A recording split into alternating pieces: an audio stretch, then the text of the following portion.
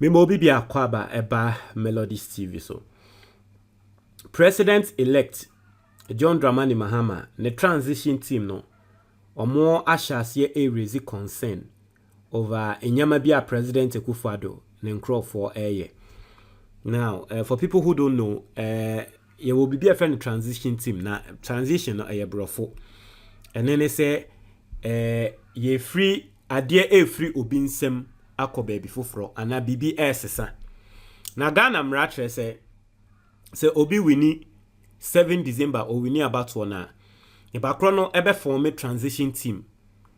Now, the second sitting government in so form a transition team. Now, our transition team no. Omo betina say na ye bu akonta Ghana njapade Ghana ka ene bibia ti obetre say o Ghana nyabatie se ne wo ono baaye no de oba betu ye ni de odija oni nti transition team no ene betina say ne ya transfer bibia nti 7th January no eno no ye handing over na transition team na take over bibia nti eno na Mahama ST transition team say Andre ya ena omone President Akufo-Addo nso transition team ekokotena ase a omo kasa hwehwe Ghana njapade nimu eno na ebe ma yehu ne se nkrofo omo abokro no se omo ayese wati ase na etiefo Mahama team no discover bibia wo mu hu ne se last minute President Akufo-Addo aban enyama wo mo ye no enye enyama ben a afei ye ka se President Akufo-Addo won recruiting nkrofo pejuma no wanye ofri aban mum no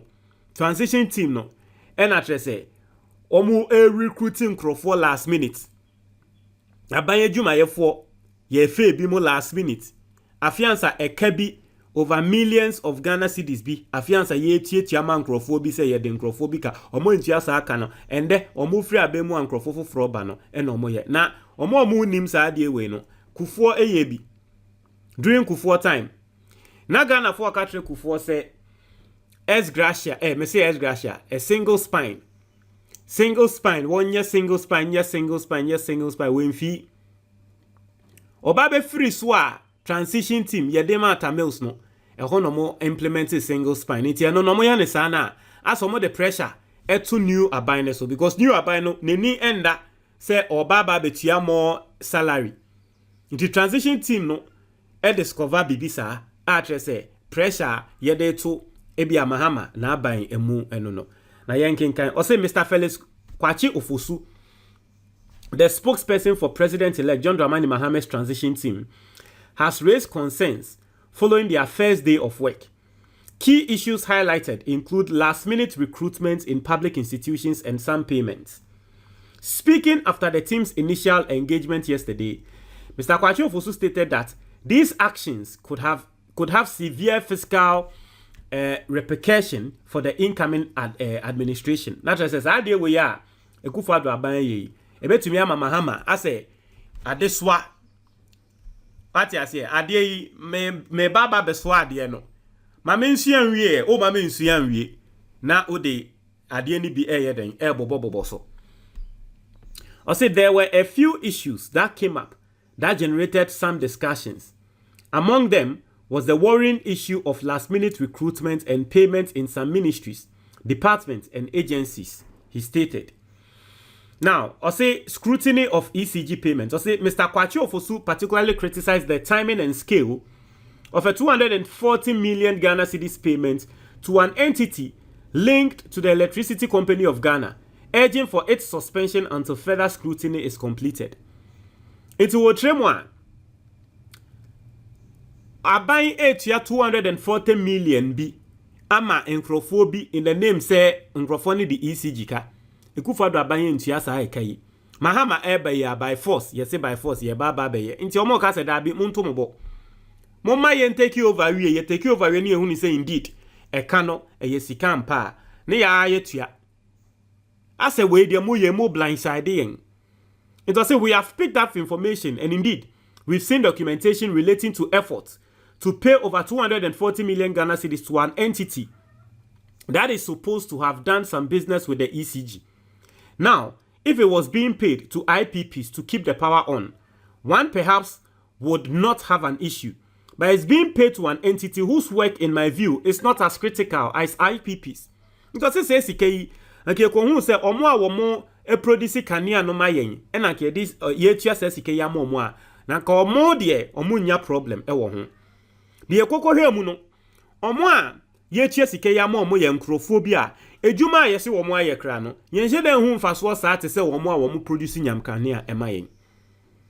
He underscored the need for the incoming government to make such critical financial decisions, adding, good governance requires that the incoming government is given the opportunity to make these decisions. Fiscal concerns over recruitment. Or say, the transition team also flagged the fiscal implications of last-minute recruitment processes across ministries, departments, and agencies. Not just a last-minute, or more a recruiting crowd for ministries, departments, and agencies. Jafiansa, ye fefan crowd for jumem, or more kono, or more fefan crowd for jumem, or ministries, or more fefan crowd for jumem, or other departments, any other agencies. I said the timing of the recruitment would have fiscal implications on the incoming government. Mr. Kwachi Ofosu warned, urging for a halt to these actions. Also, we raised strong objections to these maneuvers and requested that they be put on hold. The government side agreed to this and will forcefully insist that this is a dangerous precedent, Mr. Kwachi Ofosu stated. He also highlighted the need for broader consultations to address these matters, reinforcing the incoming administration's responsibility to safeguard the public purse amidst an already fragile economic situation. That is what is going on. Recruitment and all that. The also no. Na waya mama kai 2016. Now let me tell you a story. I think constantly I've been talking about myself on this platform, and some of you know some things about me. In 2016, I so much wanted to go into the military. Mo amwehu me mfoni da anamwehu me videos da no. Mo hu say menye obi a miso asa misonwa. Mo amwehu me no munim. Ati ase misonwa pa ande me a giant ankasa. Na me pese me dani soja. Ade ba ko bi a makome mu no. Na eno ananka be pese me ye. Soja ko eye me fe, eye me de. Tina me pese me run military mu. In 2016, me apply ye. Na me apply ye no process no ye farming. Everything was going well. Na that time no, you go through the process na around December. No, November. And them say process ne sha since you go through the process na December about omre ebae. Na sebi previous sa 2016 no na me ye campaign ke sie etia Mahama me nso na me say me rami jawajo ni papa o me nso na me say me rami military mu na so na me campaign etia Mahama that time so na Mahama no ye events commander in chief of the Ghana Armed Forces campaign ke sie enti whilst we were going through the process no and Mahama lose elections no. And to make I says that time Mahama lose elections no. Yet in fact me SHS headmistress and Oma Metia say wakwa kwotena meeting bi ase. Na sa recruitment process I say ye no military no. Omo be stop yen, omo manyenye, omo mayemfa. But I just brushed it off. Na no kware ye wo hwa enomba be stop process no. Ti obi a we say we military mu e Ghana 2016 obedi madanse say almost stop your process no because na buying assessor.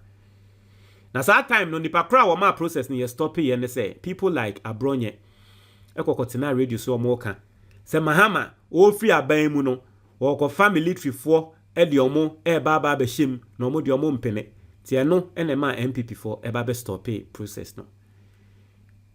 Na ene military soja ni amentu mi ama medani ni na no. Sa process no eka ho bi. And it looks like obe feel say ade a wo mo complain ye e fa Mahama ho. Nanka MPP omo free abamu no nanka omo nye. but ende NDC phone so complain na wo de ba any. Try to comment box ni mo. Medasi.